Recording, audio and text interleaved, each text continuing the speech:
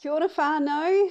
I am coming to you live from isolation in Manukau, and I've been getting lots of messages and lots of emails and doing a few video calls with people, and a couple of people have suggested to me, and of course I had it in my head as well, that I should do a bit of a video blog of my 2 weeks in isolation.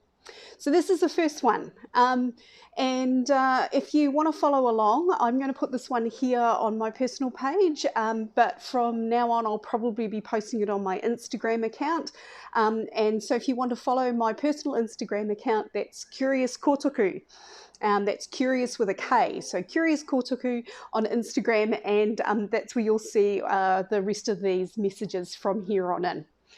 So I've been here for a day and a half. This is technically day 2 of isolation. I arrived on the 6th, Wednesday the 6th of January. And up till now, I've been super impressed with the process. So when I left Brisbane, there was only 7 flights that left Brizzy on that day, and ours was, I think, the first one to come out. And the process has been slow but seamless. All of the staff in the Brisbane Airport were fabulous, very supportive, very caring, even when they were questioning, whether you had all the right paperwork and stuff. It wasn't adversarial, and at no time did you feel like you were being treated like a criminal. And it's quite easy to feel like that when you're being herded around, and everybody's suspicious about whether you're carrying something, as in a virus. And then when we arrived in the New Zealand airport, it was the same.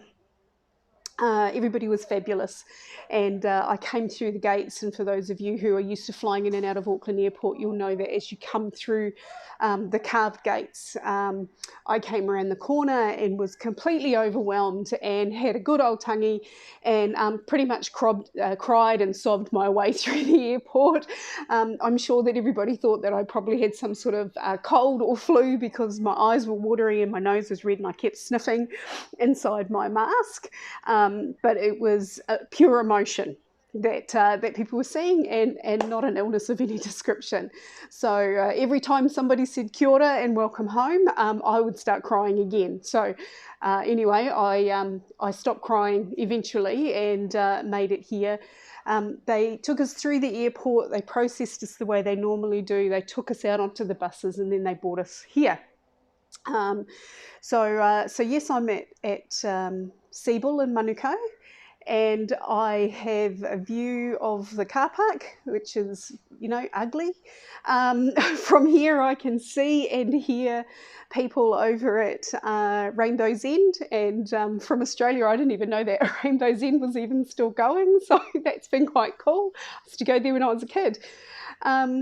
Down the road is Denny's, which is where we used to drive to. It used to be the only place that was open 24 hours a day back in the day when I was running around nightclubs at bloody 4 o'clock in the morning. So it's a bit nostalgic actually being here.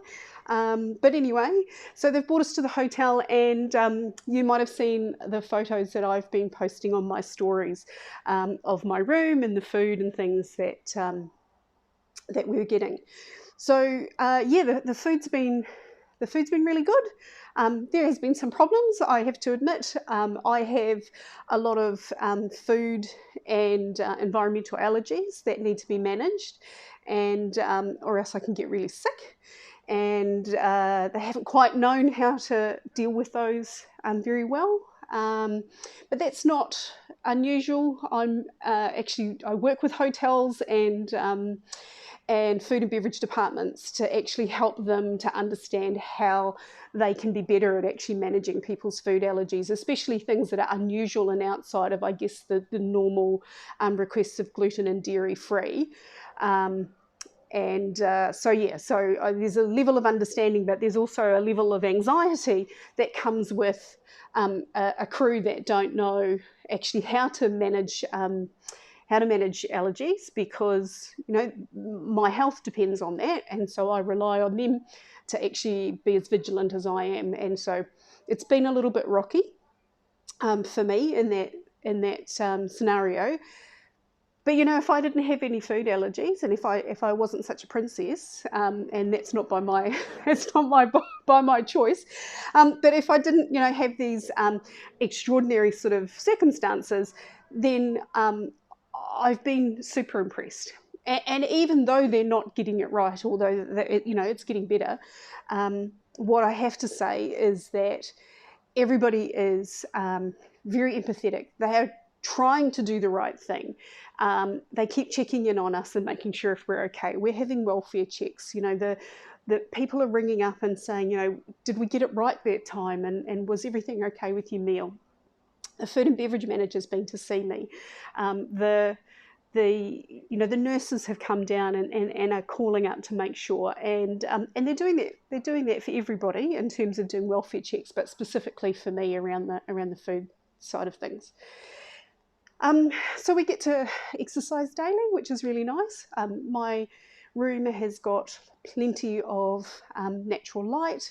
I can open my window, so I've got air coming in.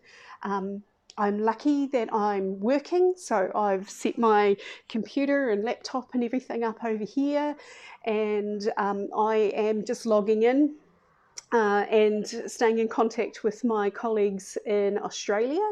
And as of next week, I will be back online with my clients as well. So for anybody who sees this and you're wanting to talk to a nutritionist, then I will be seeing my clients again from next week, and you can book in to see me online, which is no different to if I was at home in Brisbane. Because my clinic is now 100% online. So it's been good. I you know, the fact that I'm able to work, I've got Wi-Fi supplied, so I've got, you know, full contact with the outside world, and yeah, it's going really well. Like I said, you get to go out if you want to leave your room, if you need to go and exercise, which I've been able to do. And so yesterday went down the road. They take us out to a huge car park down the road where you can walk around or have a bit of a run or do whatever. So I managed to get my steps up, and I'm measuring that.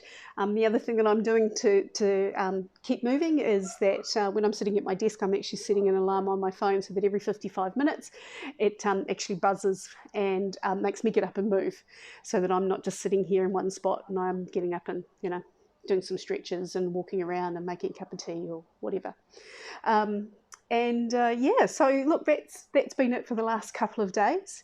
I just want do a big shout out to the people who have been in contact with me and checking in on me and sending me love and asking if I'm okay, and for encouraging me to do this. As you know, I don't need that much encouragement to come on and talk to people and to do videos, although I did at once upon a time.